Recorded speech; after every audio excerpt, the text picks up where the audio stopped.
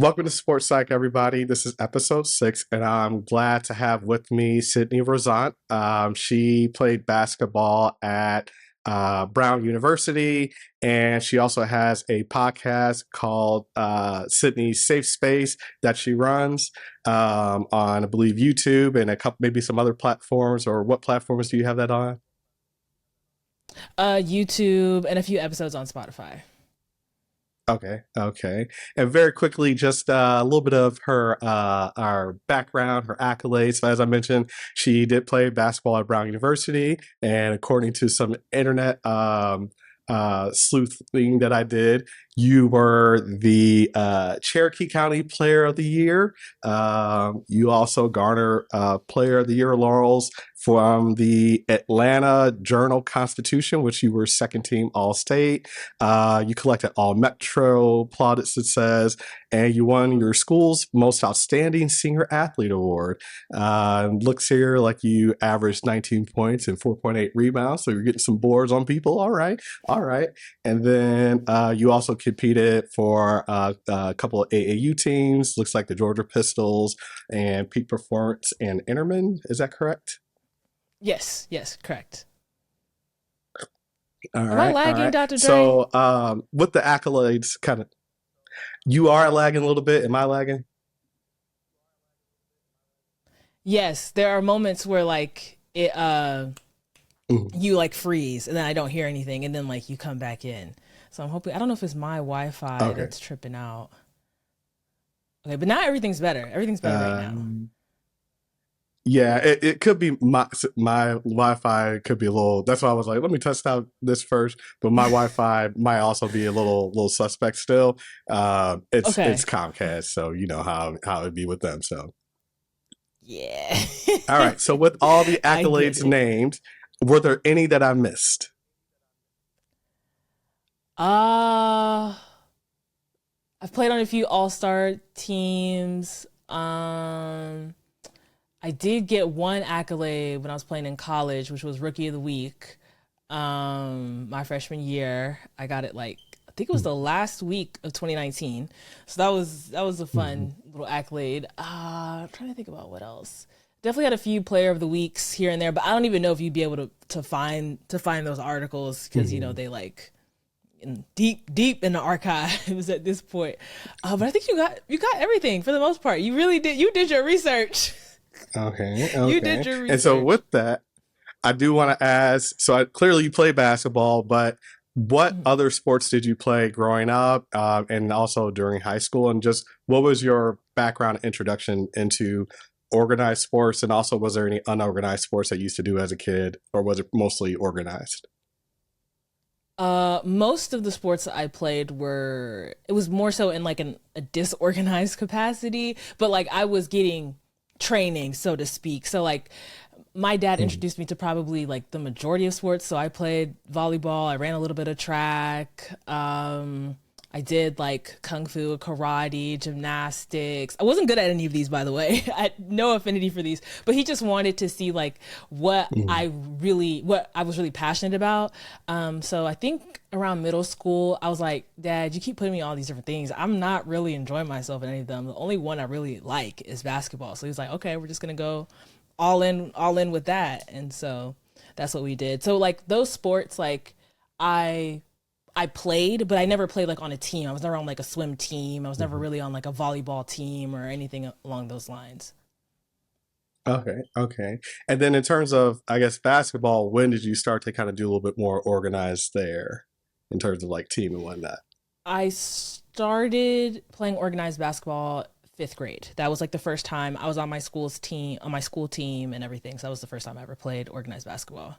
But I had been like, I had like a coach. So I had like a trainer since I was like maybe Mhm. 5 or 6 years old. Okay.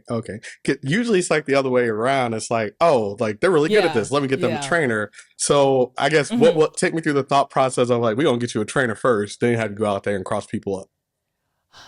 I think like my dad, because he was really sporty, so like he was the one that was Mhm. kind of trying to figure out like what what are you good at? What do you like doing? So he basically had me doing a lot of like private training for multiple different sports to see what I enjoyed. And in that environment, it's kind of low pressure. You know, it's not like you have to win. It's like, do you like dribbling the ball or do you like kicking the ball? Like, do you like shooting it or not? That kind of thing.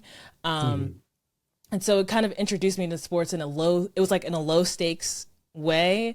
And then when I realized that like I really like not just loved playing basketball, but I loved watching it. I loved being around it. So he was like, this, we kind of came to the mutual agreement, like this is what works for you. And Mhm. he's like, what do you want to do with it? And I was like, I want to play in college. I want to play in the WNBA. I want to go all the way. And so it's like, all right, then we're going to go all the way. Okay, okay.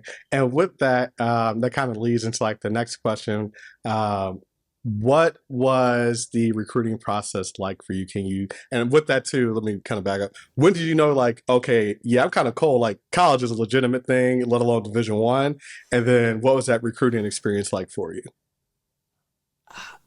I had ups and downs with both me knowing if I could actually play in college and Mhm. the recruiting process itself. And I guess it kind of goes hand in hand because I grew up in San Francisco. And I played basketball, but it was like Catholic school. So the league I was playing in, it wasn't very competitive. These weren't like girls who wanted to play collegiately, or wanted to play collegiate basketball. So when I moved to Atlanta, like I felt really good about myself, about my game, about like I was scoring 30, 40 points. It was easy. So I started playing for the Pistols the summer before my freshman year, and I had never played that terribly before. But the girls I was playing against, you know, this is like I don't know if you've heard of like Boo Williams and like the big AAU programs. Like these are girls who I mean, there's probably a few of them in the league now that Mhm. I've played against, and they were fast, they were aggressive. I was like, whoa, like I'm behind, like I'm pretty good, right? Like I could score against them, and I was really skilled, and I had like my fundamentals down just because my basketball coach, the my first one, he was this old black man from Alabama, and he was really big on fundamentals. So I had like I understood like the principles of the game. I could do a little, you know, a couple moves or whatever, but I wasn't as fast. I wasn't as strong. I'm like 5'6", 5'7" at the time, so I'm not that tall either. So it was a wake up call. I was like, I think I can. I'm not sure because these girls are really good, Mhm. but my dad, like when I say he pushed me, like he really pushed me because he was like, okay, we're a bit behind, so you like we gotta get outside and run and do all these things that you weren't doing before to catch up. Okay, okay. And that kind of raises a question. What was the difference you saw between basketball on the West Coast and then basketball in the South, as I like to call I would say I also think there is a bit of a class difference. Like the girls I was playing it? Mhm. against, because I grew up I went to school in Silicon Valley, so these are people that's so it was so low stakes, right? Like, of course, everyone wants to win, but like it's not like you're playing for your livelihood. Mhm. And when I moved to Atlanta, like these girls are playing for their livelihood, like this is their life.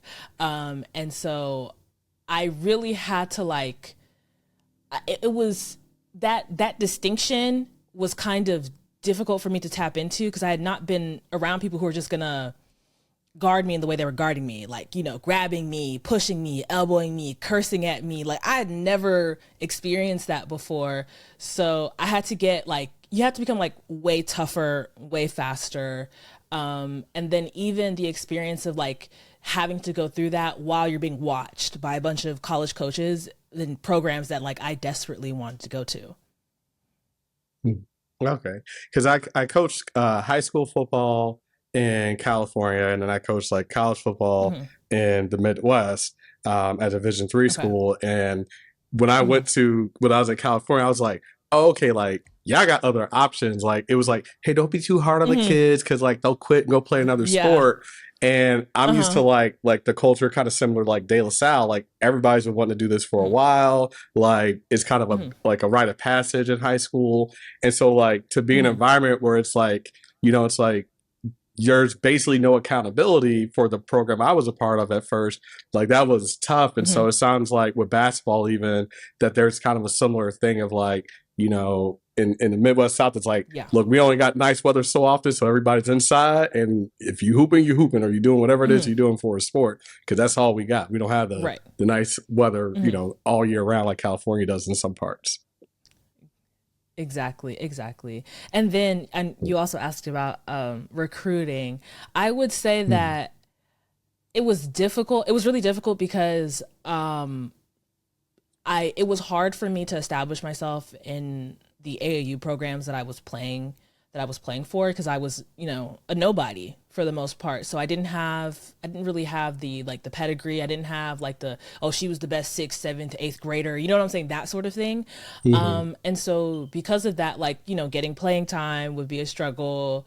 And then there's a lot of sacrifices that you're making. So when you're just kind of sitting on the bench, well, dang, I want to get the exposure that I've been promised, that type of thing. And also, I don't think I did a good enough job of marketing myself as a player, because I know some girls who they sent every game to a bunch of different coaches, the film of the game to a bunch of different coaches. And I think that me not doing that, it really stifled my recruitment, especially as an underclassman. By the time I got to junior year, I had a couple offers, so it was okay, I feel okay. I feel a little bit more secure, but I could have had much more. Okay. I think that's one of the things that's been interesting coming from football, where it's really the only thing that matters is high school football, how you play there.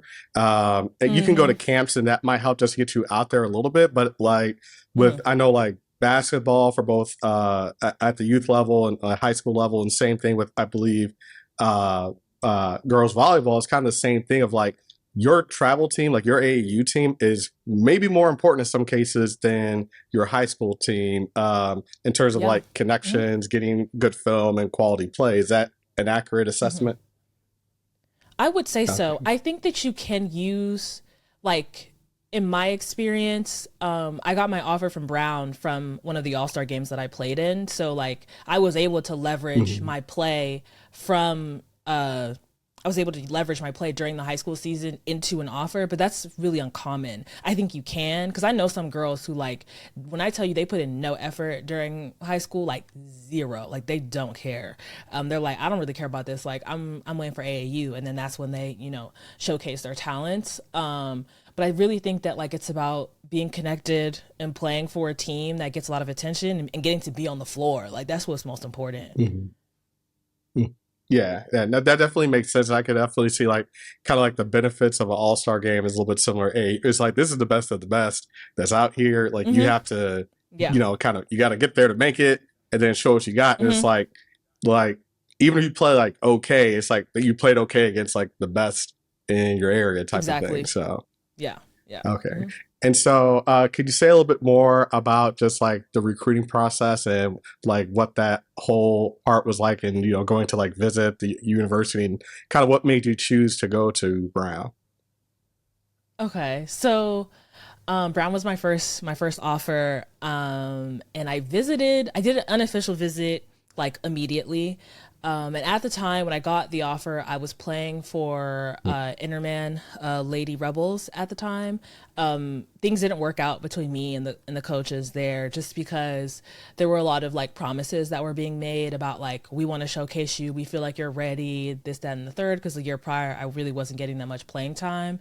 I was okay, I'm willing to hear you out for one session, because we have I don't know if you know how the AAU circuit works, but you have the live period. So they have one live period during April, and then it's mid-April, and then they have multiple during July. So I was I'll give you one live session. If I keep getting, if it's the same thing, if it's the same dysfunction, if it's the same, I want you to play, but then I'm sitting on the bench, I'm out type thing. So they actually came, it wasn't the coach who came to watch me play from Brown, but it was the operations director who came for some reason. I don't even know. She didn't even know anything about basketball. So I was okay, I don't have to I didn't play that much. I was I don't have to worry, child. I think she told my coach, she was she was running fast when she was out there. I was thank you, girl. You look like an athlete. You look like an athlete. That's all I got. I had I had a couple like decent games, but like I kept getting, you know, it's hard when you're like you're getting put in the game, then getting yanked, you're getting put in the game, getting yanked. It's like I can't get, you know, rhythm, I can't get a feel for anything. So I was glad it was her that showed up. But after that, I was like, okay, I need to find a different program. So I found this is when I found Peak Performance, and they had connections with my high school coach. So the person who was running, the director of the program, Coach Bruce, he was really well connected within like the Ivy League. He knew a lot of coaches, and this is like kind of what I was missing, was someone who was like, okay, this is who you're getting attention from. Let's leverage this. So he ends up getting calling up the head coach at Harvard at the time. And so they come to see my games during the July live period to see if they kind of like my style of play. And so that's when I was kind of in this, like, I was like kind of deliberating between like, it's Harvard and it's Brown. You know what I'm saying? Like my dad was like, you have to pick Harvard. Like you have to, how can you not pick Harvard? But the thing they were doing, which I didn't really appreciate, was they were sort of waffling on, are we going to give you an offer? Or are we not going to give you an offer? They were like, don't commit to Brown. I was like, if you give me an offer, it's an offer from Harvard. It's hard to say no, but you're not really giving it to me. And I had made the decision that like before my senior year, I'm going to make a choice. I'm going to have a school that I'm just going to work on that application process to that one school. I'm not going to like wait it out for too long, because the thing people forget is that like they've offered multiple people. So you can lose your spot. If someone else accepts the offer, you end up with nothing. So Harvard ended up actually offering another girl in Chicago who played the same position as me. I was like, okay, so there's something off here, because when the head coach at Brown saw me play, I played like maybe 15 minutes at an all-star game. She offered me on the spot. So she wanted me. I'm going to go where I'm wanted most. And so I picked Brown because of that. But that was when I realized, I was like, okay, so they play games, right? Because it was pretty clear that Harvard, not that they necessarily didn't want me, but that this had more to do with them not wanting Brown to have me than wanting me on their roster. That's what it sort of felt like. And I think that's something that I didn't really know exactly how it was, but I knew I was going to be where I was wanted, because not only were the coaches wanting me at Brown, but like I had players on the team constantly DMing me, like, have you made your choice? Have you made your choice? When I went to elite camp, you know, they're rolling out the red carpet. I'm like, how can I not? Okay, because I know that's a similar thing that happens in football, where it's like sometimes they'll offer you just because it's like, look, this person may not even be a good fit for us, but I know they would be a good fit with them, and we don't want that, especially they're in the same conference. It's like we want to make sure like it's they're not competitive, and it's like I've seen and heard different things from people about like how that's impacted their decision, because you know some instances they really believe this coach was really one of them, and it was like, no, I just didn't want you to go there. And this, especially before the whole transfer portal thing was a big issue. So I think you know there's something to be said. I think when a coach is very straight up of like, hey, I want you to come here. Here's a scholarship. It's kind of like I know where I stand with them. Like the money speaks a lot more than their promises do, especially for the Ivy League, because some schools be expensive. Well, actually, the Ivy League they don't give out athletic scholarships. That's like something people don't know. That's right. Okay. I forgot that the Ivy League doesn't give out scholarships. I think I was getting confused with some of the schools that they aren't Ivy League, but it's kind of like they get the Ivy League prestige, or they want to be the Ivy League. The Ivy Plus, the Ivy Plus schools. Yeah. Like Stanford, Duke, I know what you mean. Yeah, and with that though, I know for the Ivy League, one of the things that makes it difficult is like you can have a lot of talent and whatnot, then that GPA is what hits. Like it's like, where's your GPA at? Would you get on the ACT? Yeah. Okay, this ain't even. There's no point in having a conversation here. And so, can you speak a little bit to that part about like how the academics really impacts one's ability to play for any of the Ivy League schools, let alone Harvard or Brown? What I will say is that, well, first, when my coach who recruited me, like stopped me from Brown, when she stopped me, she was like, hi, nice to meet you, da da da da, introduce ourselves. She goes, what's your GPA? That was the first question she asked. I was like, 3.9. She's like, okay, perfect.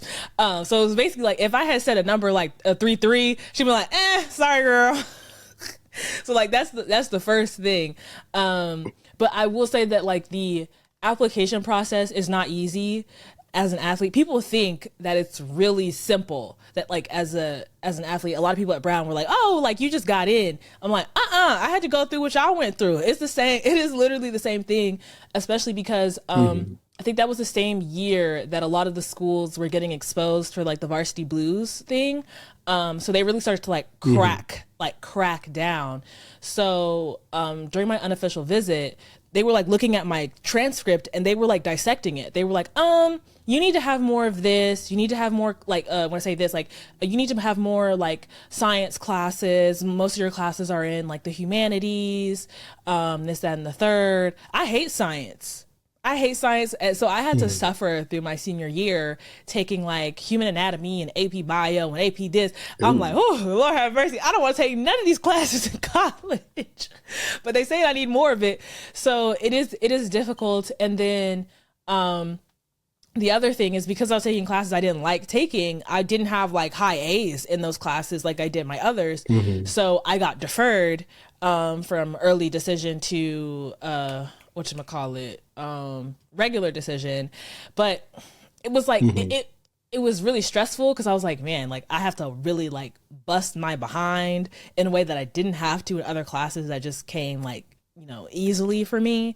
And then you end up getting, as an athlete though, going to an Ivy League school, like you end up getting this thing called a likely letter. So basically what that means is that like you're pretty much going to get in, like as a way to just like kind of like not stress you out type thing. So the regular decision comes out in February. So I got my likely letter. I think it was not February. It comes out in late March. So I ended up getting my likely letter in February. So I was like, oh, hallelujah, I'm good to go. Because that was the only place I applied to. I was like, if I don't go here, then like, I don't know if I got to take a gap year and try to get in next year, that type of thing. So it's not easy. Like it's just as stressful as if you were a regular student. But to make matters worse, once you commit, like you're committed. This is the only school that I'm like interested in going to and that I can really go to at this point, at least to play.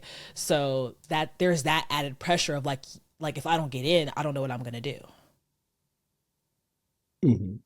Okay, because I know from that. So when the year I coached was at Washington University in St. Louis, and academically, like they're very competitive. Like they're as competitive as like they have students who will get into Harvard but can't get into there because especially they want to be pre-med because they end up being like between 1 and 3 for the top med school every single year. It's like between like them, Stanford, typically, and then maybe Harvard might be in there, but they can like the schools like NYU, the schools like WashU, like they compete with those Ivy League Division I schools because it's like, look, we're very prestigious as well. And, D3 can't give out scholarships either. So it's like that limited pool of student athletes is like, those Ivy League schools are really a lot of competition because it's like, look, you come here, go to school here. But if, but there are differences in terms of like, I guess, amenities, if you will, between the Ivy League and the Division threes, the hotels and buses, all that. So it's like, if you can't do that, then that's usually what people do. And so what was the transition like for you from high school to college as both a student and an athlete? As a student, it wasn't too difficult. It was actually easier because I was so used to like a full school day and then like, well, actually, I would wake up early in the morning, like 5 a.m, and then a full school day, and then practice or a game or whatever it might be. In the evening, something dedicated to basketball. Then coming home at like 8, 9, showering, then having to do hours of schoolwork, and then getting up, like, sleeping for like 3-4 hours, getting up again at 5 a.m. to, shoot and work out before class and all that stuff. So I was really used to a jam-packed day. So college wasn't that bad. Like I had more free time in college than I did in high school. So the transition, like academically, it wasn't terrible. I will say what was difficult academically was like some of the expectations, just of like the professors and a lot of classes I took. Like I was a decent writer, but I was like, I would write what I thought was a good paper. I'm like, this is an A+ paper, and then I would get back like a B. I was like, this was good though. Like I did what you told me to do, that kind of thing. But I got used to it. I got acclimated to like the expectations that like the professors had. But basketball was a whole different thing. It was. I felt like for me personally, I felt like I could compete with the people on my team and with the people I was playing against, and I felt like when I was on the floor, I had the opportunity to show that. However, what I did not realize was that the politics only get worse as you continue to like elevate and you go to a different level, because you're playing against other people or you're on the team with other people who were the best on their team, and they all feel like they deserve to play. And I felt like some of the tactics that people use to get on the floor, they were not tactics that I felt like I felt like I had too much dignity to use to get on the floor, right? Like, I came in with a larger freshman class, so it was like 5 of us, and we were like, we're gonna play. That was our goal. And our coach told us, she was like, I want you to know that you're competitive, this, that, and the third. And almost immediately when we started like preseason training, like we keep hearing about these rumors being started about us from our own teammates going to our coaches and saying that like, they're not actually focused. They said they don't care that much about basketball, this, that, and the third. I'm like, we never said that though. We never said that. Like, what's going on? And then there would be like moments where they would underperform because Brown wasn't a great team, still isn't. So it was like, I felt like it should be fair game because last year y'all won 2 games in conference. So it's not like y'all really doing nothing. At least, try something new. You know what I'm saying? Like that's what I was thinking. But they didn't want to try anything new. They were like, well, it's the principle. All upperclassmen are supposed to play, freshmen not supposed to play, that kind of thing. And even like during practice, like they were trying to physically, bully us, like throwing us on the ground, this, that, and the third. Oh, wow. I was like, what is going? Yeah, it was intense. It was intense. I wasn't expecting that because, mind you, these are the same people that were begging us to be on the team. So it was like, okay, you were just begging. I thought we were cool. I thought you needed me. I thought we were cool. I get on the team and I'm getting bullied and lied on. It was kind of. It was kind of odd. I'm cool with them. Like I was cool with them because I understood at the end of the day, it's not personal. They just want to play. But I felt like the tactics they were using, I felt like it was underhanded. If you want to play, go on the court and beat us. And that was something that like, I mean, by the time we kind of got our groove, like us as a unit, the freshmen, like we would be beating them in scrimmages by like 15, 20 points, this, that, and the third. And I'm like, beat us here. Don't beat us to the coach's office because we're not going to go. Right. Yeah. Because it's kind of, it's, I know I've seen and heard about similar things happening. I think when I was in grad school, when I was in grad school, I saw this with a particular program. I'm not going to say which one it was, but it's like they had like a large like freshman class, like twice as large as yours. And it was like kind of the same thing where it was like some of the upperclassmen that stayed kind of felt some type of way. And I've even seen in other places where something similar would happen because maybe it was like oftentimes it'd be like a new coach and they didn't keep it 100 with those upperclassmen about the fact that they basically were going to clean house. And so then it's like, because they kind of weren't genuine, now these upperclassmen are feeling like they got to kind of do whatever they can to stick around because what people do not know, and I know people got mad at Deion Sanders about this, is that what people don't know is that when you have a new head coach, they can pull anybody's scholarship because the sky is blue. Simple as that. And so if you stay and don't, especially even with the transfer, if you stay and don't transfer right away, you could lose 2 years of eligibility if you transfer at a bad time or if you lose your scholarship or whatnot. And you're kind of in a bad situation because a coach wasn't honest with you about the fact that it's like everybody's cut until they prove to me otherwise. And so it's like, I think how, and just with what I know, with the work that I do and just my own experiences and just plus other stuff is that the most important thing that a coach can do, other than being honest when like they're recruiting and whatnot, is when those things, those dynamics are coming up, is like you gotta nip that in the bud real quick.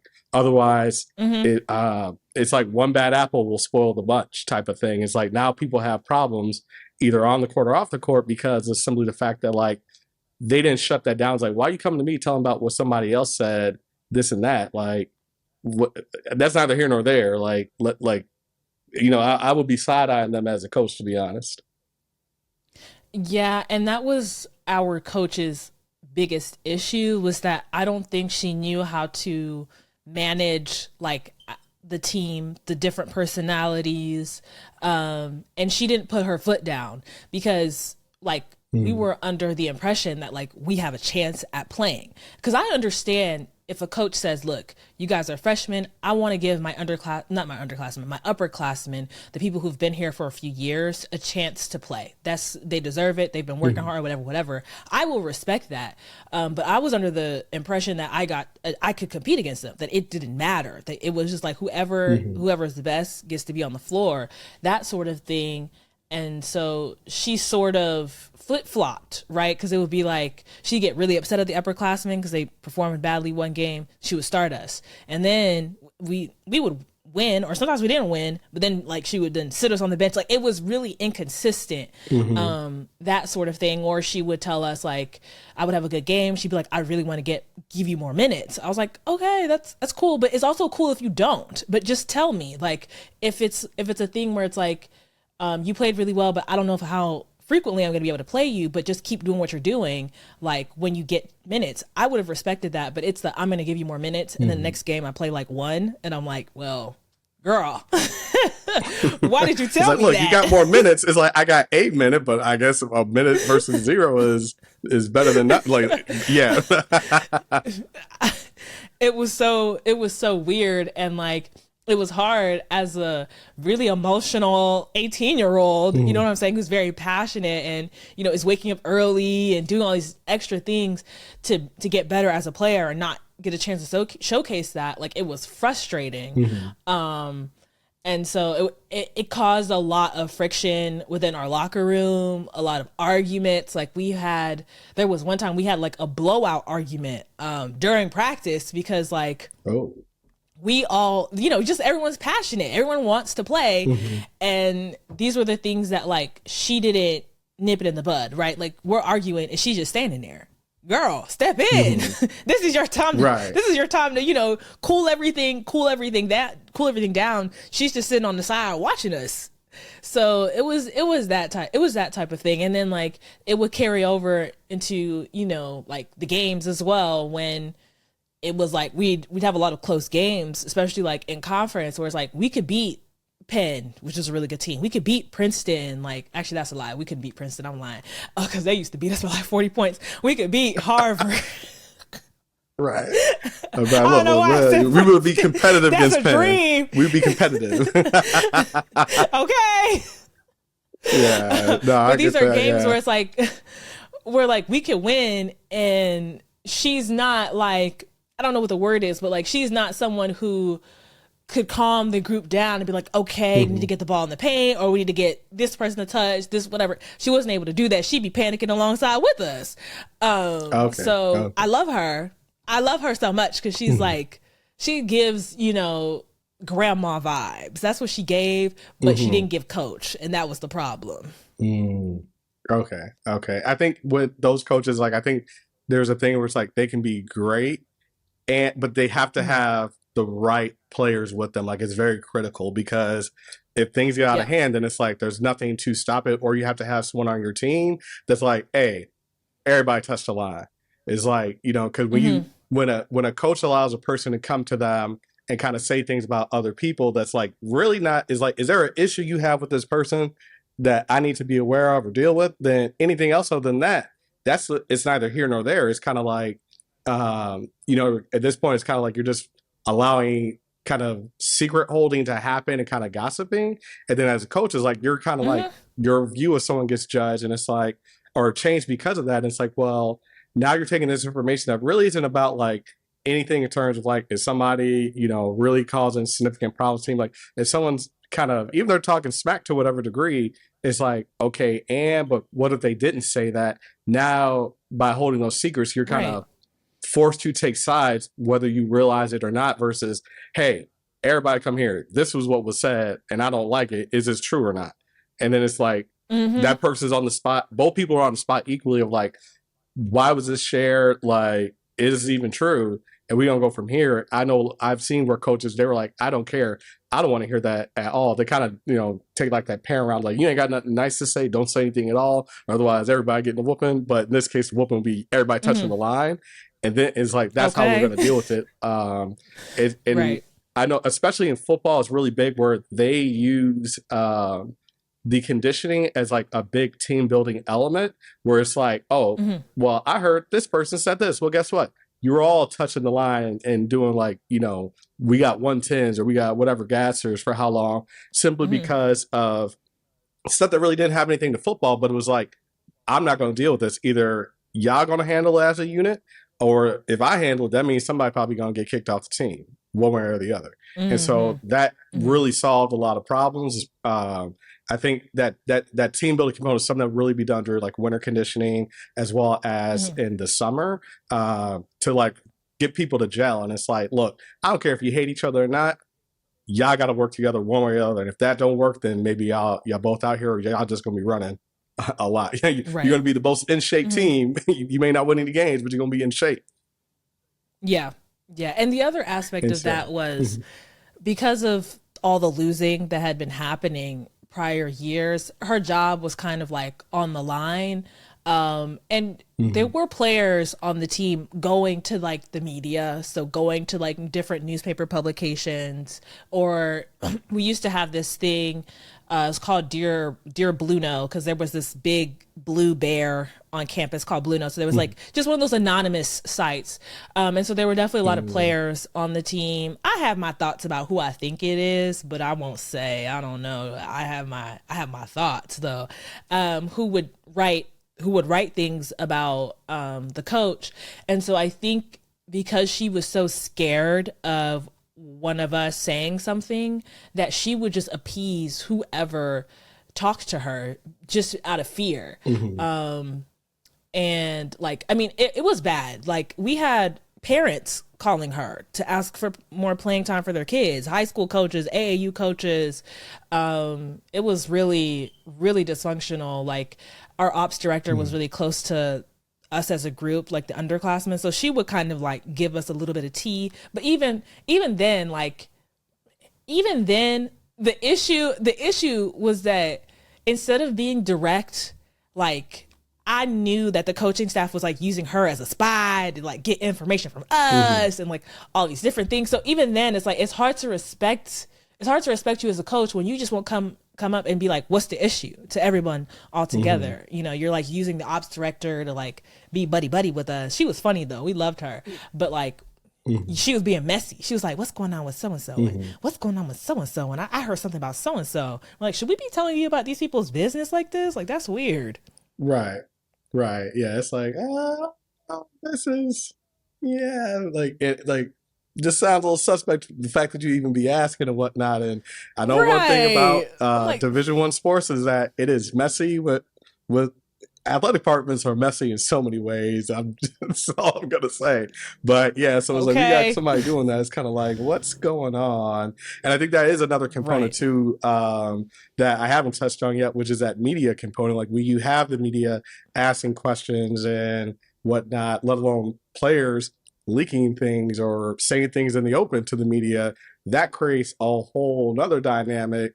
And if sometimes the media people want to get their chops built on the spilling of the tea, I think we could see that with all these Mm-hmm. debate shows and whatnot. And it's like, Mm-hmm. what's that got to do with basketball? So for you, how did you deal with the media component, especially in the day and age of social media where things can go viral very quickly if you're part of a program at the Division I level? For us, so freshman year, my coach who recruited me, she actually got fired like during COVID. So Mm-hmm. it was an article about her being like fat phobic to some of the players who were on the team previously. And so it was actually, so the article was supposed to come out the beginning of our freshman year, but they were able to kill the article. Then we ended up getting boycotted by the band. The band boycotted us. So then the whole school basically boycotted our games. Like, no, when I tell you, Dr. Dre, no one showed up. Like, there was barely anyone in the stands. Like, you could hear the announcers talking. It was so. You hear the echo? It was awful. Oh man, it's like not somebody at the. I'm picturing someone at the free throw line getting ready to like shoot, and then announcers like they've been struggling with free throws, and they look over like, I can't you like ain't nobody here. It's like my bad. Keep going. Don't mind me. But yeah, so it was one of the players.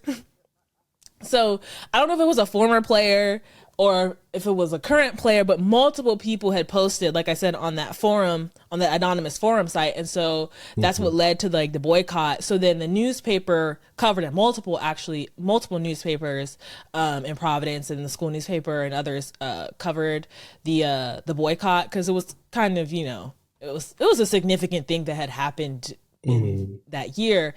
So that was interesting because like I stopped wearing brown basketball stuff out and about. I started wearing my other sweatshirts because people would come up to us and be like, hey, like, can you comment on this, that, and the third? I would just be like, no comment. And I remember my ops director, we had to do some charity thing, and she was driving me there, and she was like, we need people to say, like, we need people to stand up for her, this, that, and the third. And I was like, well, as much as I want to, I don't know if she was being fat phobic because this was before I was there. So I was like, I don't know what she was saying to these women. So I don't want to comment and invalidate their experience with my coach. She's never been fat phobic to me. But she could have been fat phobic. It's very possible. I mean, women's basketball and just sports in general is riddled with fat phobia. So it's very possible that she was saying some things that she wasn't supposed to be saying. So I was like, you know, as much as I would love to defend her, and it probably would have been in my best self-interest given who the next coach was, because she hated my guts.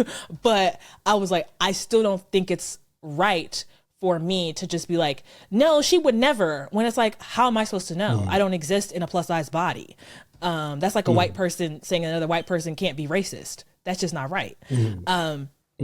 But one thing it taught me is that you can leverage that when you're being mistreated.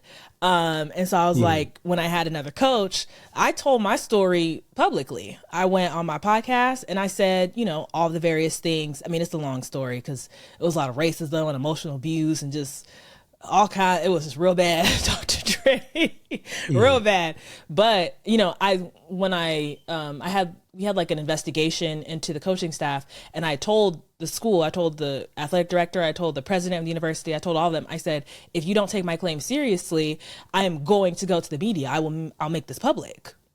And so that's what I did. So I was like, it is a tool that I think athletes should consider using when you're not being treated properly, because it's like, I will air you out type thing if you keep this up. And so I think that's something that, like, I feel like there's this very this attitude where it's like, don't ever talk about what's happening, don't ever, you know, like, keep it in house, keep it in house. And I don't align with that at all. I think that, like, the players who were leaking things, like, though I think some of it was frivolous, but when you've been mistreated, you absolutely should say what's happening, because you're also informing players who are being recruited of what the culture actually is, and that's something that, like, you don't get on a visit. Right. And I think with that too, because I know we have plenty of cases where it was like something happened and it took one person saying something and people maybe didn't believe them, but then all these players come back for like 20, 30 years being like, yeah, same thing happened to me. And then it was like, oh, now it's taken serious. And it's like, you know, I think that's one of the big differences is the fact that we not only do we have the media, but we have the social media age where, quite frankly, abuse in sports by coaches is not being put up with the same way as it was even 5 years ago, let alone 10 years ago, because unfortunately, sports is an avenue where people will condone abuse that in any other setting is like it would require a mandated report to, like, you know, at the youth level and whatnot, or at the university level, like a Title IX report, because it's like these things aren't okay. But it's like, well, they're just trying to motivate you, and it's like, if you don't have any other way to motivate a person, then maybe you shouldn't be a coach, because that's a problem. Right. But so many people, like, I don't think people take into account like the player's experience of like maybe they have their need for a scholarship potentially, or like, you know, they really want to play, like this is their hopes and dreams, and it's like if they like, you know, the old adage of like the nail that sticks up is the one that gets hammered down, and like there's so many ways that people kind of get taught to not say anything in these systems, and then if you do say something, there could be a whole other avenue behind the scenes that people don't know about, between, you know, athletic directors and whoever the coaching staff, other people, whatnot. There could be a lot of vendettas that occur, and there's often sometimes even instances where it's like, you have an athletic director, but what power does the athletic director have with the hiring process? Because the university president may be like, you know what, we want to keep this hush hush. Or the athletic director may want to keep things on the low because it can create a bad light on them if there's any type of fallout. And so it's like, it's hard for student athletes to really trust who it is that they can go to, because we see so many instances of, if a new AD comes in or a new university president, then house gets cleaned out. You know, coaches don't have the same protections as university faculty and staff have in a lot of different instances. And at the end of the day, it's like, you could be doing a great job and they just want you out because they think they can find somebody better, or they just don't like you, or whatever it may be.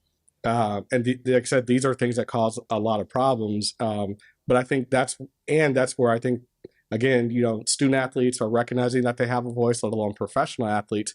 And I think we're going to continue to see a lot of change occur in terms of just what's tolerated in terms of coaching. Like, just because you win doesn't mean you can treat people any kind of way. And when you're losing, that brings out even more stuff very, very quickly. And so I think that's the other part too, of like with the media in general, where the traditional media is kind of like it's kind of hard, because like if you do say something, you're very consistent and explicit with what you say and mean, is that can still be picked apart or presented in a way that isn't accurate, and you can catch a lot of flack for that. I know I've had instances with media where they were trying to bait me into saying something I wasn't thinking or saying. I'm like, I'm not going to take that soundbite. I'm like, that's not my. This is what I said. This is my opinion. And from there, I kind of realized, like, yeah, sometimes it's better not to say anything, because you don't know how they're going to present that to their audience and what their agenda is. Because sometimes media don't like coaches either, and they want them out for whatever reason. Right. Yeah, that is something that you have to consider. Oh, sorry. Was I interrupting you? Because you cut out a little bit, and I didn't know if you paused or not. If you would, did I interrupt you? No, you froze for a second, so I was listening to what you were saying. Oh, okay, gotcha. Yeah, I was, I had actually been interviewed by the newspaper when I had, you know, talked about like my story. So I kind of know what you mean, where it's like they're asking like sort of like leading questions. The story they didn't end up like actually writing the full story, just because when I came out with my story, I was on an island. I was completely by myself. And at the time I wasn't even on the team. I had basically said, like, I'm not playing for this coach. I'm not going to play for this person. Like, cause I kind of, when I spoke out about it, I was like, it's kind of it's either this person is here and I'm not here, or this person is gone and I'm here and I wasn't important enough. You know, I'm being honest, for them to, you know, fire someone over like one individual. So I was very much on an island, but I do like I was saying earlier, I do feel like when you are talking to members of the media, you definitely have to be cognizant of what their specific the story they're trying to tell, as opposed to the story you're trying to tell. And that's why I went on my own platform, because I'm like, no one's going to tell the story better than I can, and no one's going to misinterpret like my word. I mean, they could misinterpret it, but like, I'm not going to purposely misinterpret my own words, because I know exactly I know the message I'm trying to send. And so I did want to ask a question about that, and as I said, if there's anything you want me to take out, let me know. But I kind of want to just get a little bit of more info, if you're comfortable with whatever you're comfortable sharing about the experience of getting a new head coach, and then also recognizing like, ooh, yeah, me and this coach, like, this ain't nah, and then kind of just what happened that led you to your decision to say, you know what, I'm just going to focus on getting my degree, and instead of even transferring or something like to continue your career.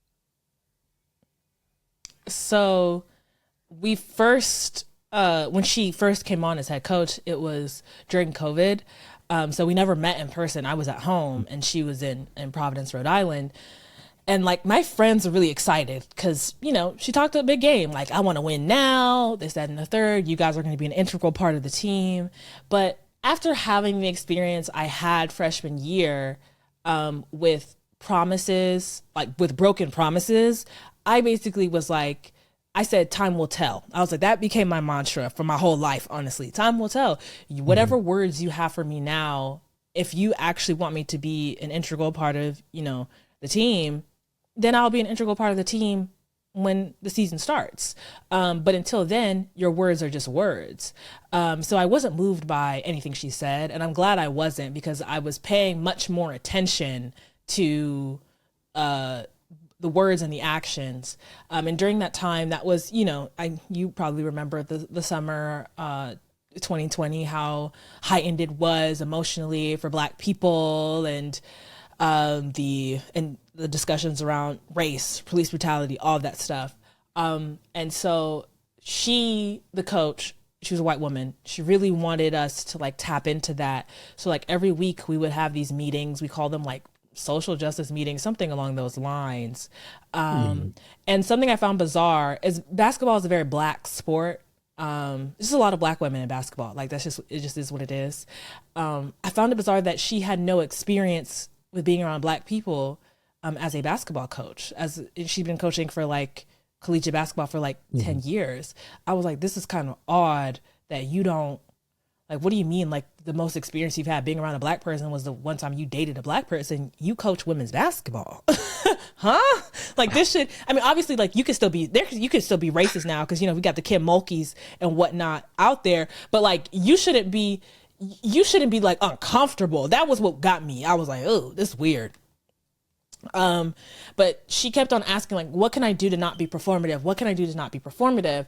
And I was like, if you're serious about social justice, I was like, then you're going to make an effort to have a diverse roster, right? Because you have the opportunity to find young black girls who have, you know, decent grades, and give them an Ivy League education.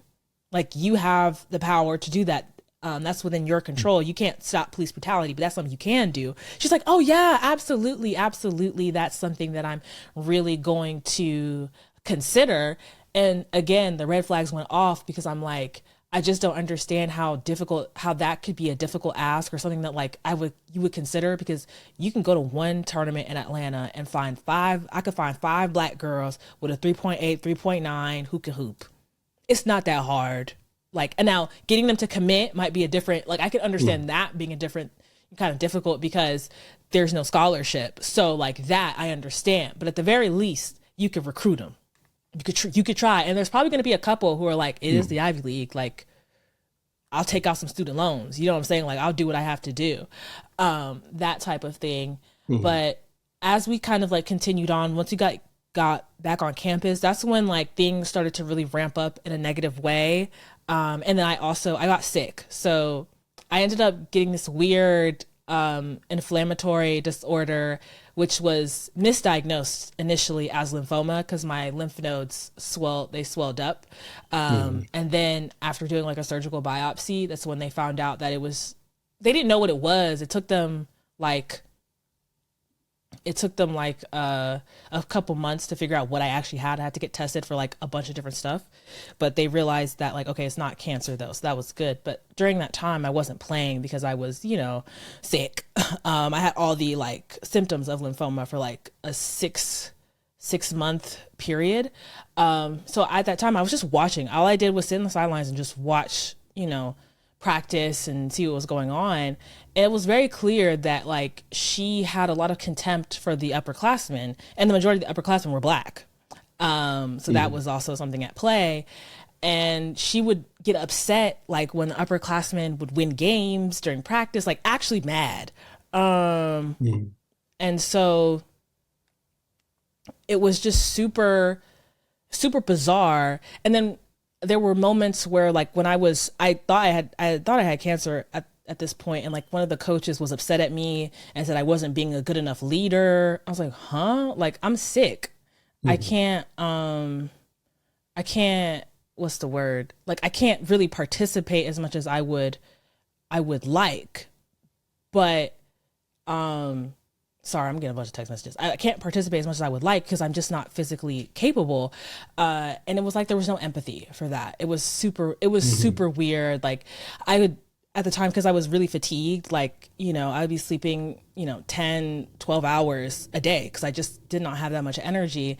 So like during film and stuff, they would like be asking me questions about the players. And I'm like, I didn't read the scouting list. They'd be like, why didn't you read it? Because I'm tired. Like, I can't. Like, I cannot be. I'm here to, try to get a sense of normalcy. But I was like, why are you pestering me? Why are you bothering me? There was one time we had a tournament in Vermont. It was an away game. It was a tournament in Vermont. And I was really tired during the walkthrough because it was like a 5-hour bus ride. So, like, cramped on a bus. My joints were killing me because I had like, it was like a temporary arthritis kind of thing going on. It's like my joints I'm in a ton of pain.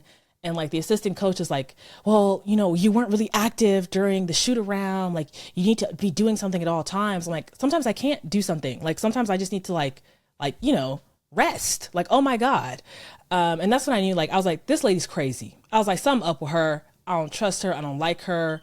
By midway through the season, I'm like, I'm not going back to practice because the environment was really hostile as well. We kind of had a similar dynamic to the previous year, except worse, where, players are like lying about other players, saying that we said X, Y, Z. A lot of and this was the underclass, because at this point we're upperclassmen. So it was the underclassmen doing this, like, they would say things like, oh, the upperclassmen said that, like, I can't play, I'm not good enough. It's like, no one said that you weren't good enough. Like, we're losing.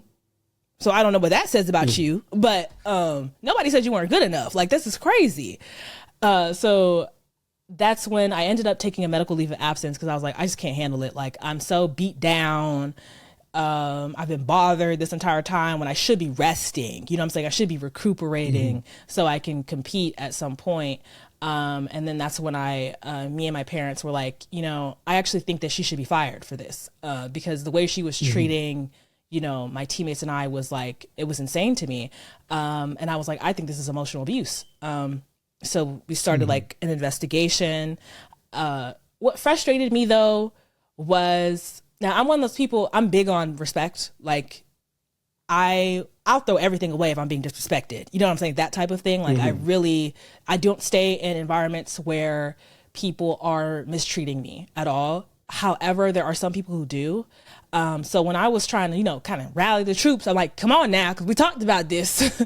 They were like, oh, but I want to finish out. And, I don't want to like go that far. I was like, okay, fine, whatever. So I pretty much was like, I was on an island when I put my name on the investigation and nobody else did. And so like they did their own thing, but it was like anonymously. So it wasn't really we didn't really have like a strong case because it was literally just me.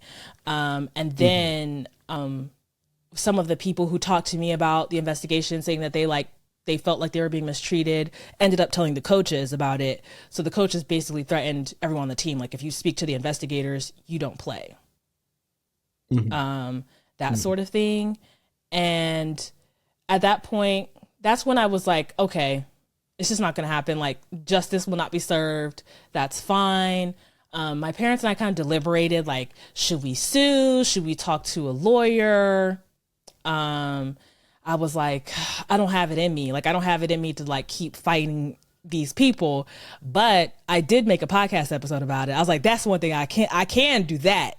And I can warn Mhm. people about, who this woman is and the kind of program that she has, and it's not a program that's safe for Black players. So that's basically what I Mhm. outlined. That is a lot to go through. I think I was expecting just more so the stuff with the coach, but let alone with your health. Like that is a lot to manage. And I'm wondering what helped you to just be able to manage dealing with all that. I didn't manage it well. Like I was definitely like very depressed. That's why part of the reason why I had to go home was because I was just so Mhm. down in the dumps. It was really difficult not being in a team environment because that was the first time since, like elementary school or like middle school that I wasn't on a team anymore. I was by myself. Mhm. And so even now, I have to figure out that balance of like finding community and finding like a community and that is as strong as that because I don't have it anymore. Mhm. So I think it's something that like Mhm.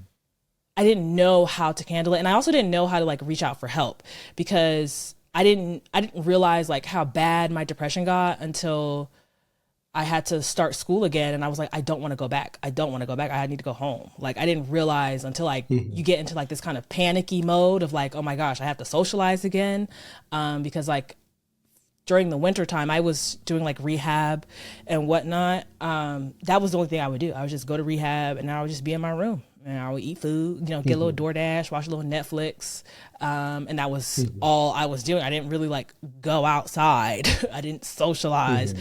So it was such a difficult and dark time. And it wasn't just for me. I mean, my teammates, we were all like, we lived together, the group that I came in with, we were all depressed. And that was also one of the reasons why I was like, she needs to go because like, this is harming people. And like, Mhm. I mean, there were other players on the team who like, when I say, I don't want to say too much about what the lengths they went to, but like, it was like, it got really scary and I was like this isn't okay, and the way in which like the coaches were aware of how depressed we all were. Everyone was losing weight, everyone was crying, everyone, like it was Mhm. clear as day, and they had no empathy, and that was why I was so like I'm trying to think of the word. I felt like something has to be done because if nothing is done, on our campus, the majority of the suicides are athletes. I was like, it can get that bad Mhm. for people.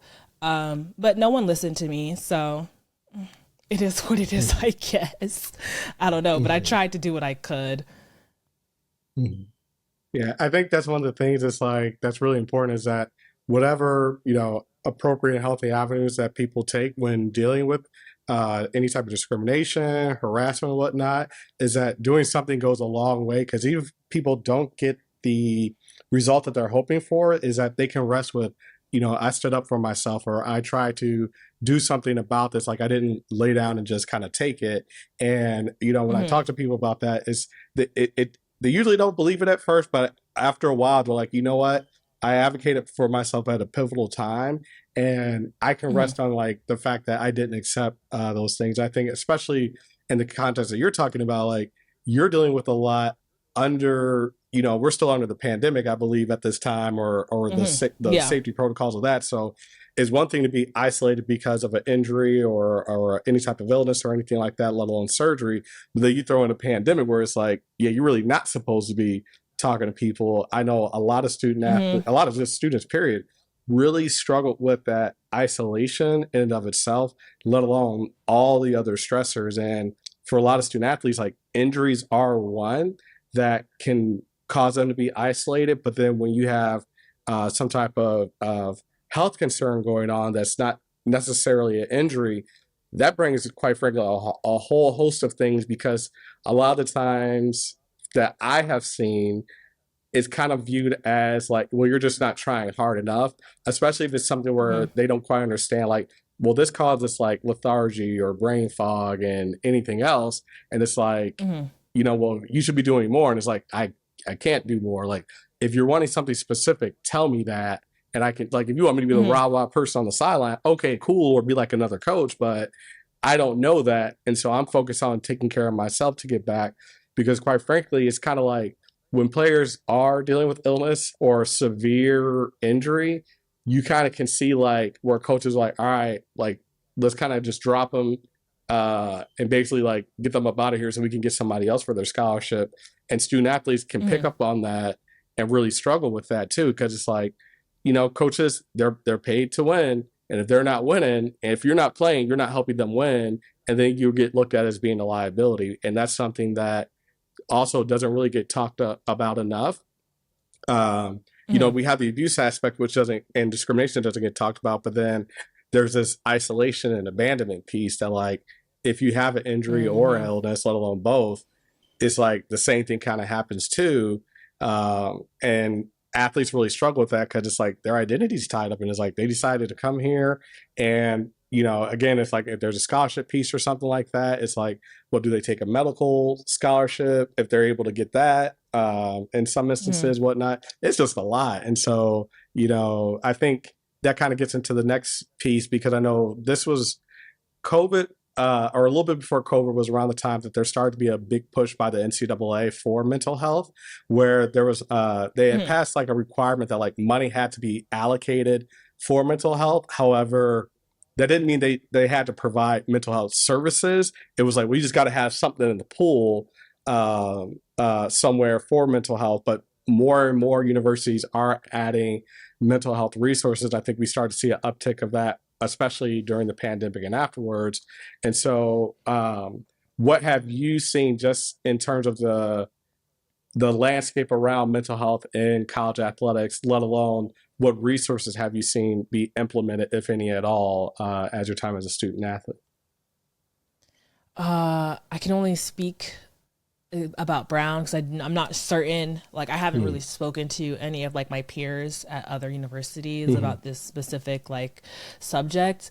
I know they had an in-house therapist prior to my time at Brown. However, like the the people that I've spoken to on the team didn't really feel comfortable talking to her because it seemed like she was sharing some of the things that they were sharing with the coaching staff, because like the coaches would sort of Mm-hmm. repeat back some of the things that like they would say in their meetings, and so it didn't seem like the confidentiality was completely there. So I don't know exactly like if she was a therapist, or if she was bound by HIPAA or whatever the case might be, but it did seem kind of like weird the dynamic there.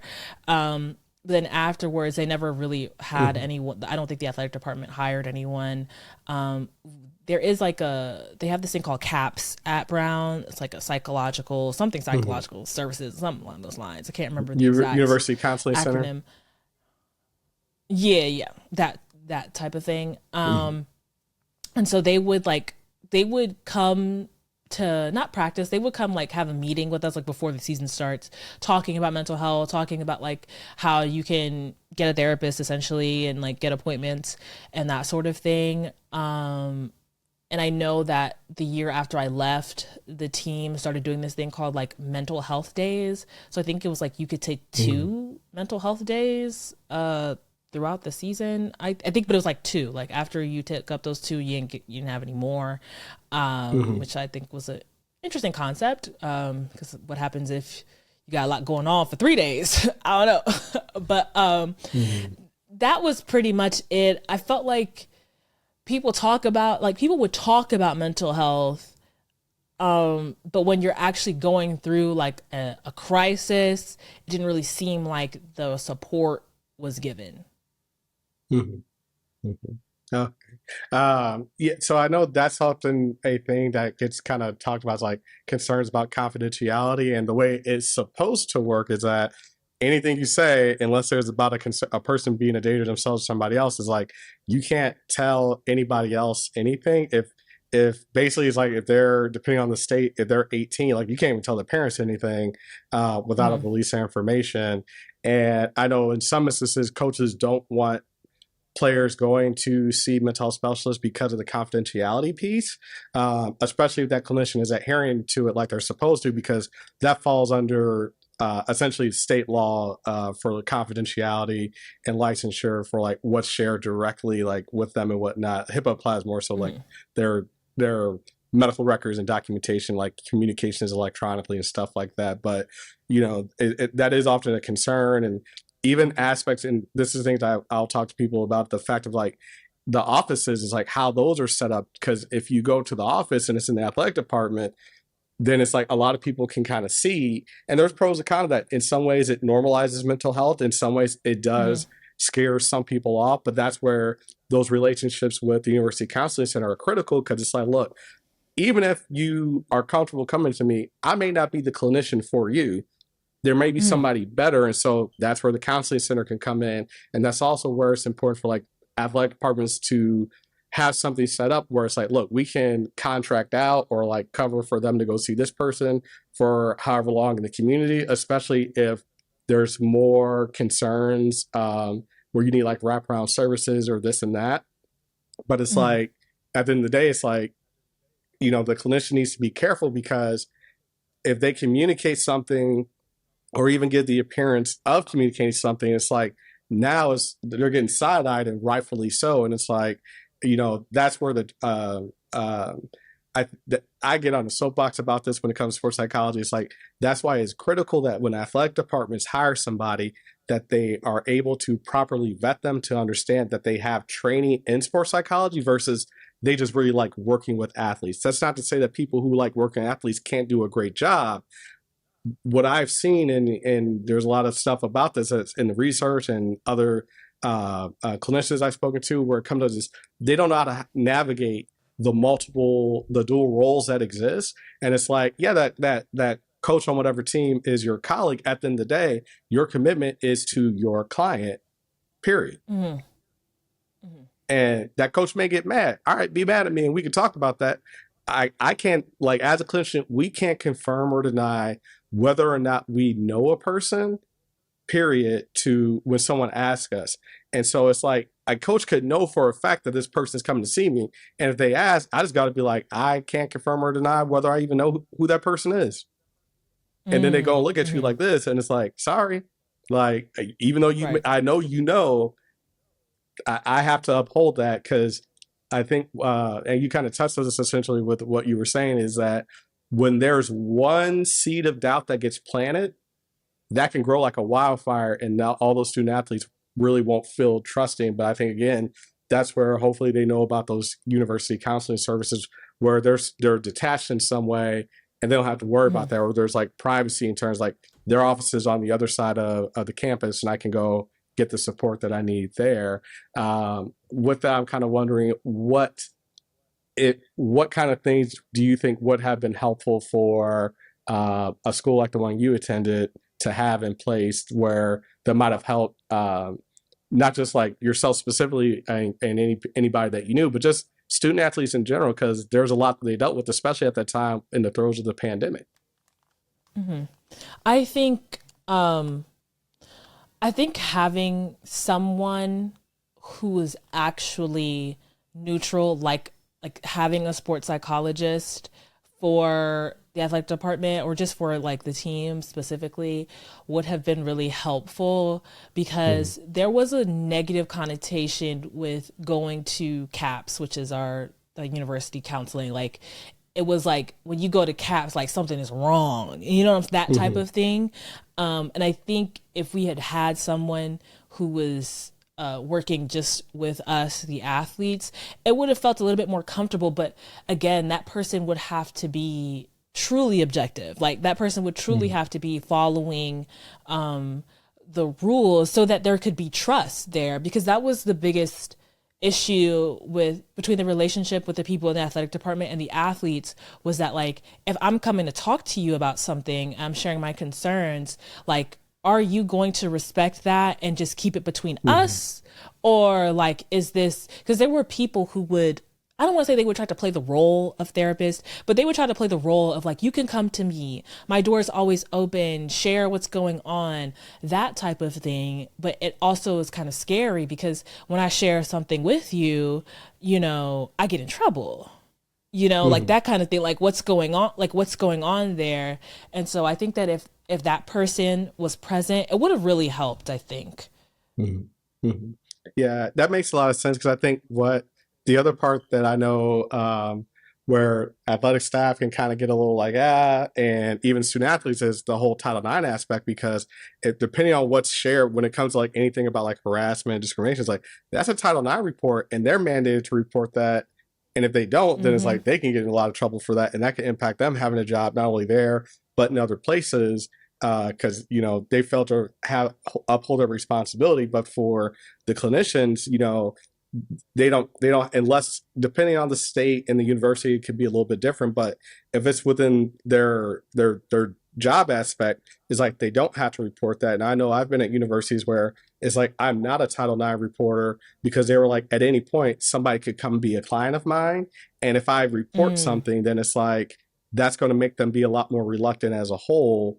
So it's like unless it's something within the kind of the concern about them being dangerous to themselves or others, like I don't have the same reporting responsibilities at the whatever particular institution or in a particular state for that reason. And so I think that's the thing where it's like it is important, like you said, for having someone who can be objective in different ways and also have whatever protections because of like their responsibilities where people can come in at least just be an outlet for them. And then from there, like, helping up with whatever resources or navigate whatever things within our education and training and professional responsibilities. Because, for clinicians, multiculturalism is a very big thing to help people navigate. How do they advocate for themselves to get what they need and just deal with these stressors? And yeah, I think that's where I am excited to see more and more schools really hiring people. But part of the problem is, though, are they vetting the people the correct way? Because again, if they share something that they're not supposed to, or even give the appearance of doing so, that causes a lot of problems. And Mm-hmm. it's hard because as a clinician, you might be cool with your essentially your coworkers. At the end of the day, your responsibilities and your license is in jeopardy if you're not upholding your ethical responsibilities, including confidentiality. Even parents, I have parents get mad and stuff where it's like this or that, and it's like I can't confirm or deny anything. Y'all Mm-hmm. just gotta. There's nothing for me to even tell them to do. It's like hey, you're dealing with a Mm. lot of sounds like sorry, but I'm not sorry. I can't really help you with that. Right. But Mm. that's for in whatever ways I've seen this, the clients come back and they when that has happened, they're like, oh, okay, I really can share with this person. Like they're because sometimes I think people think of our ethics as like just like this, oh, like this our values and idea. And it's like, well, it is. And also my license is on the line. Like it's not just how I feel. Like these are Right. literally statutes on the books, like state Mm-hmm. law that dictate what I'm supposed to be doing. It isn't just how I feel morally about it and whatnot.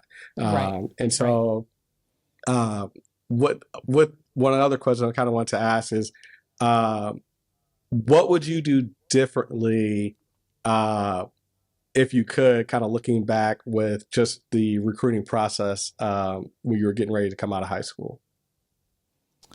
I would have put myself out there more. I would have used a lot of the film from my high school season and reached out to Mhm. coaches directly. That way, like during the summer, I have, people that are already watching me who are coming to my games as opposed to me being like, who's going to watch me, who's going to see me, that kind of thing. I think if I had been more proactive in that way, it would have really helped me Mhm. out quite a bit. Mhm. Trying to think about what else. I think that like I would have left teams earlier. I didn't really understand like because I never played AAU in middle school, so I only played school ball. So that's what I knew. So I didn't know that like AAU teams there's no loyalty, right? Like you could play with a Mhm. team for one, a session or one game and be like, this don't work. It's not a good fit, and then find another team. And so I think that I would have tried out a lot of different teams. I would have been like, Mhm. okay, I'll play with you guys for one tournament, see how it goes. If I like the team, if I feel like it's a fit, if I'm playing, then I'll stay. I think had I done that, I would have found the programs that worked for me, for because sometimes things will work out and then not work out type thing, because like there's Mhm. moving pieces, because new players will come in and then all of a sudden you're not playing anymore. Because I had a trainer who actually wrote an article about AAU basketball, because he hates it, but he talked about how, like, the person who pays their dues last, they're the ones who get they get the priority, because their money is what's being spent right now, that type of thing. So I think I would have probably leveraged that a little bit more, of like coming in, getting to play a little bit, seeing if it's cool, if it's not, and then moving on, that type of thing. Mhm. Okay, okay. And what has or is helping you with the transition, especially in terms of like the identity piece? I don't know how much of being a basketball player was a part of your identity, but if it is or was, what has helped you with that transition out of not playing anymore? Other than crossing It people was up a on the gym, huge because I see highlights on Sydney's very well known on TikTok, and when people talk smack, especially with sports, she'll post her clips of her crossing people up and whatnot. And well, I always post the receipts, okay, every time. But I will say being a basketball player was a huge part of my identity for quite Mhm. some time.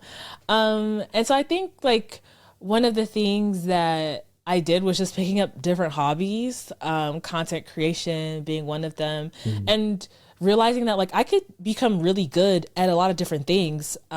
It's the same, like I think work ethic and discipline is the same thing. It's just a matter of putting in the time to learn about Mhm. it. And so I think once I embraced that, that's when I started to feel a lot better about myself not being a basketball Mhm. player, because I was like, oh, I'm actually like pretty good at this, and oh, I'm not bad at this Mhm. either. I just didn't, I hadn't tapped into that. And so and then also kind of like being a little bit more creative than I was before. I think growing up, like I did things like I was a little thespian, like did little theater camps and like learn how to play the piano and different stuff as a kid that I like kind of lost when I started to focus on basketball. But I was like, that's a part of me that I can sort of pour into now that I'm not playing basketball, and so it is fulfilling for sure. Mhm.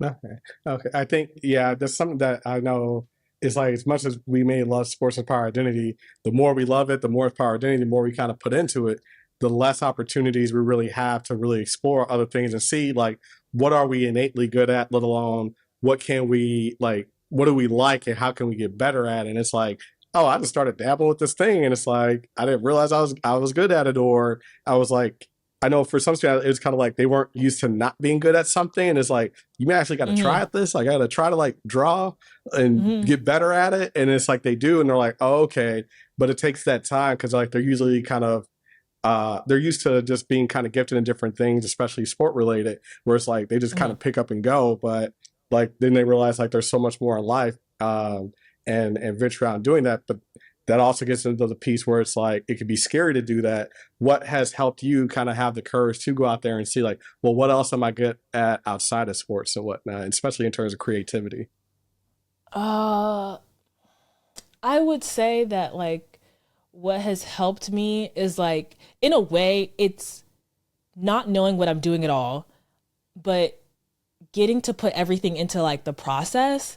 I feel Mm-hmm. like that is kind of part of what I really enjoyed growing up about basketball, was that when I first started, I was terrible. I wasn't Mm-hmm. naturally gifted. I'm not really like a naturally gifted athlete, but it was the repetition, the dribbling, the watching someone else do a move and then, copying them, and the practice of it.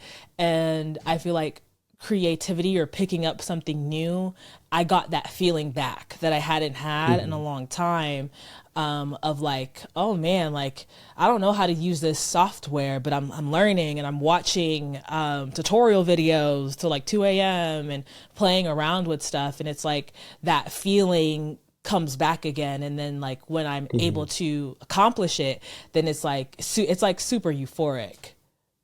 Mhm. Mhm. Okay, okay.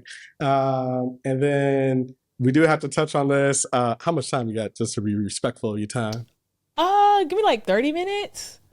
Okay, okay. Let me check my camera battery real quick. Okay, we good. So of course, because you and I be fighting people in the comment section and stuff when it comes We to sure do.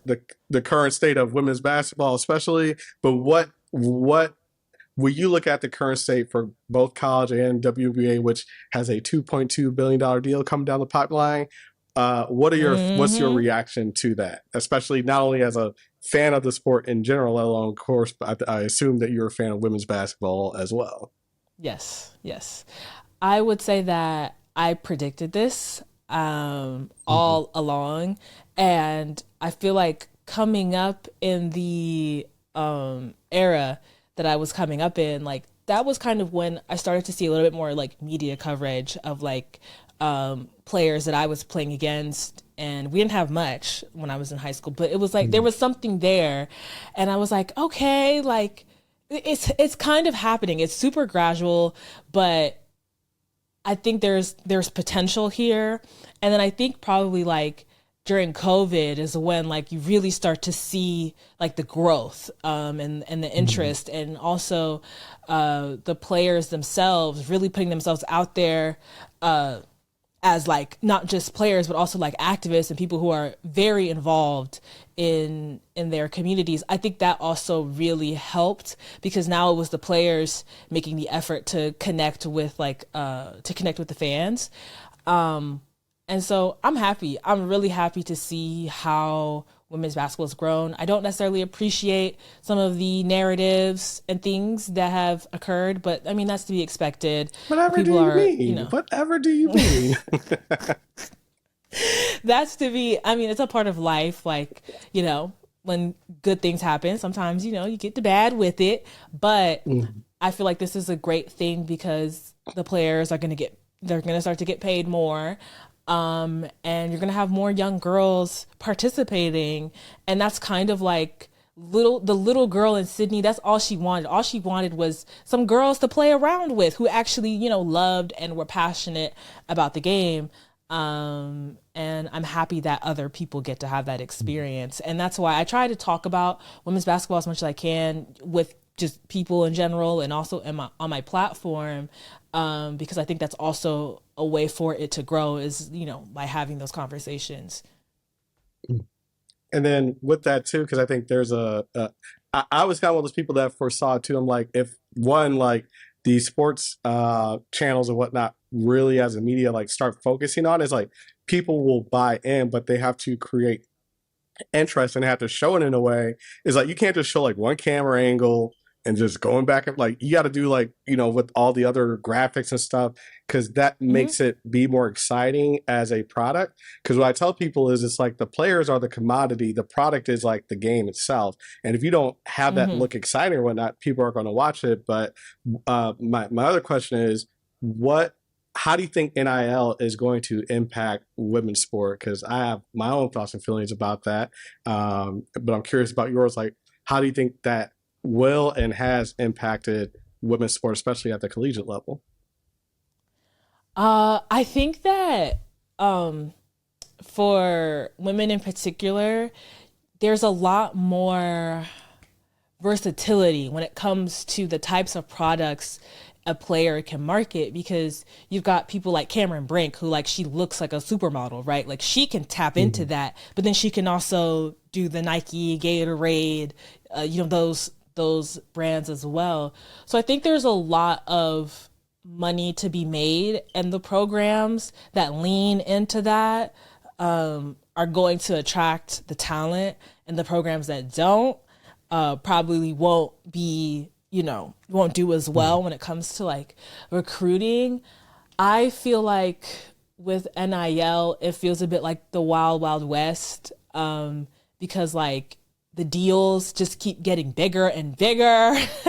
And I think that like you do kind of have to wonder like has collegiate sports have we left amateurism as a whole, which I'm Mm-hmm. totally fine with if that's the case, but then we have to start considering what giving players a salary looks like and things of that nature. I'm cool with NIL. I just I'm a infrastructure girly. There needs to be Hmm.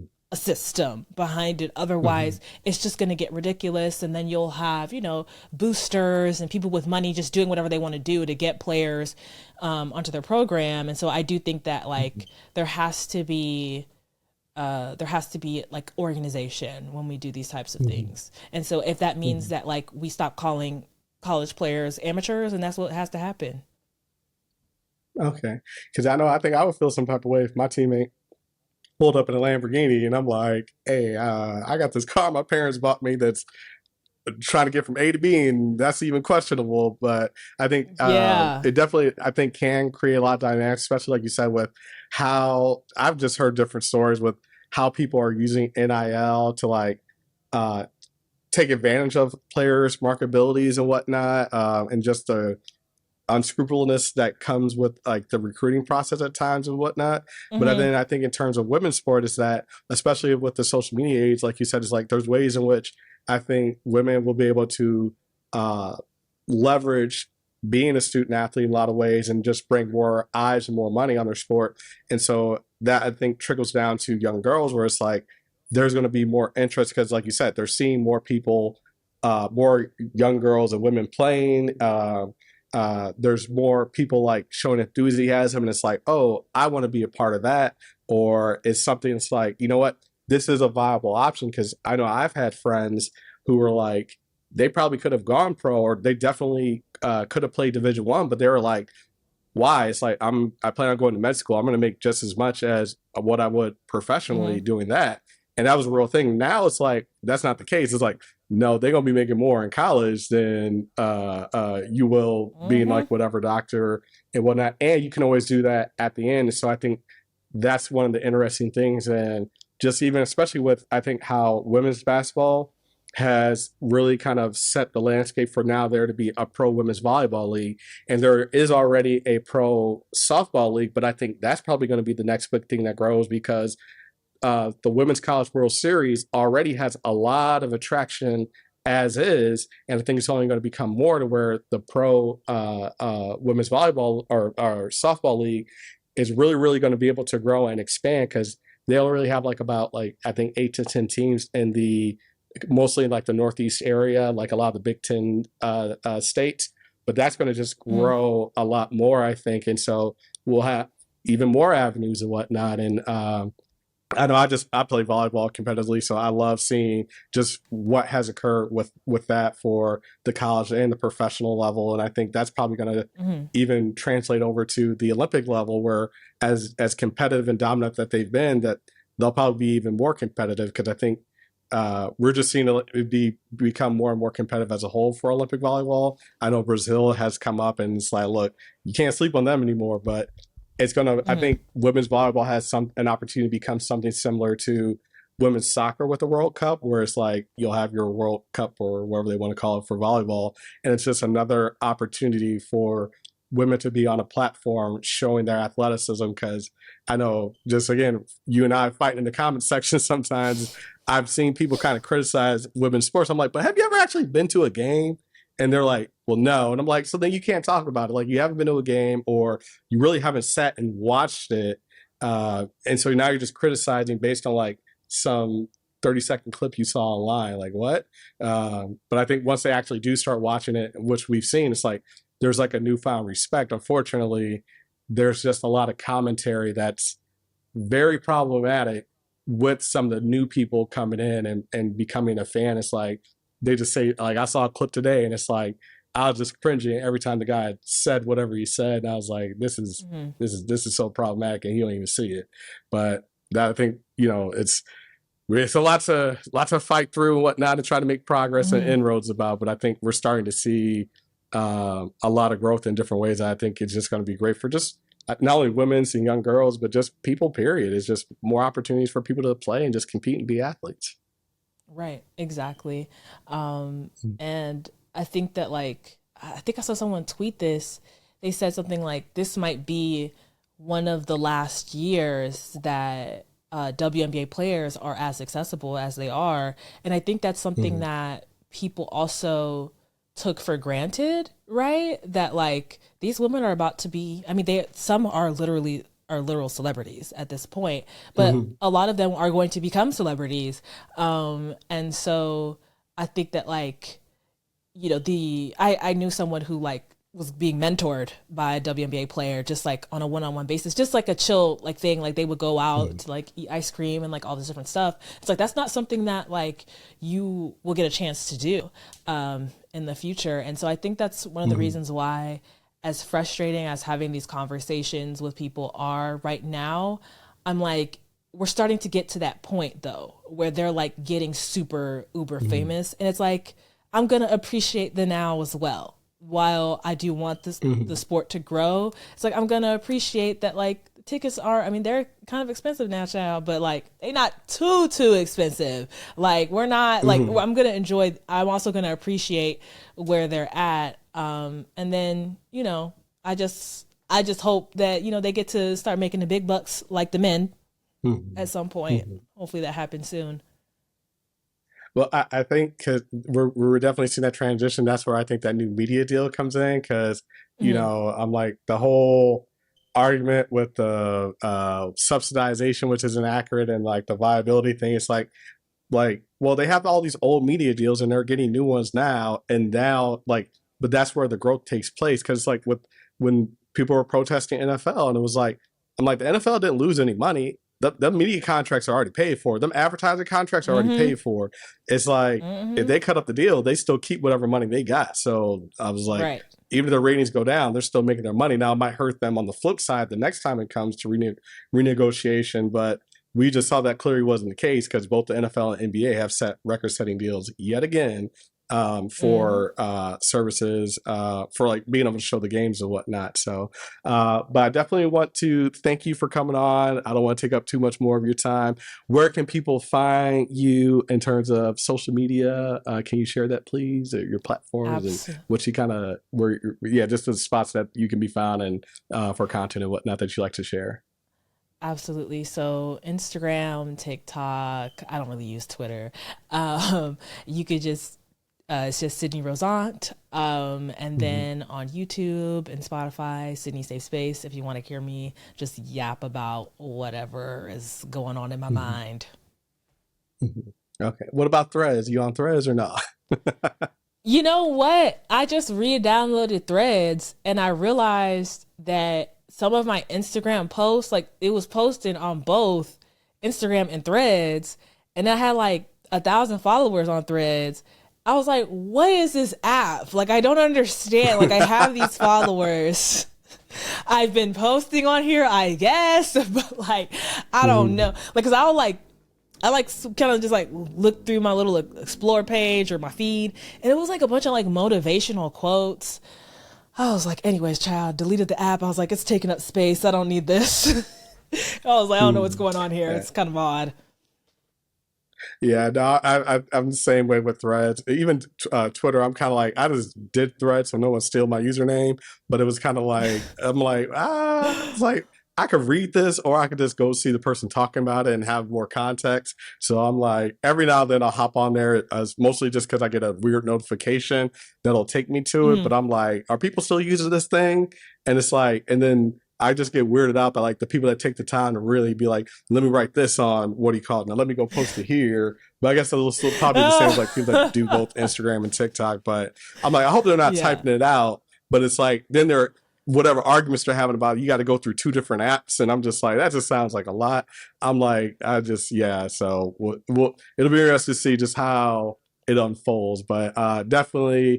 thank you for coming on. Of And I'll course. post your where people can find you as well once I get this Okay. uploaded. So again, big thank you Alrighty. for coming on. Well, thank you for having me. It was great to chat. I don't. We've never done one of these, so this is fun. Yeah, yeah. I was like, all right, first person I can try to do this with. I was like, I think Sydney would be the person to go through with it. And that way we can work out any tech stuff. But I was like, some other people I know, I'm like, it's going to be a nightmare to try to set up with them. So again, just a big I know thank the you. feeling. Of course. Of course. Thank you.